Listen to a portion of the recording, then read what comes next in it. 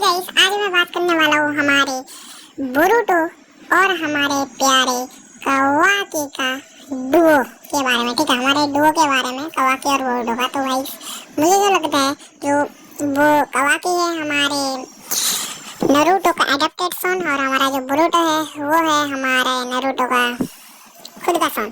तो मुझे जो लगता है इनका डुओ कभी भी बढ़िया हो ही नहीं सकता, क्योंकि भाई हमारा जो बोरुटो है वो कभी भी कवाकी को अपने खुद के भाई के हिसाब पे दिखेगा ही नहीं। ठीक है, और हमारा जो कवाकी है वो तो दिखेगा ही नहीं, क्योंकि वो तो हमेशा कवाकी के पीछे ही पड़ा रहेगा।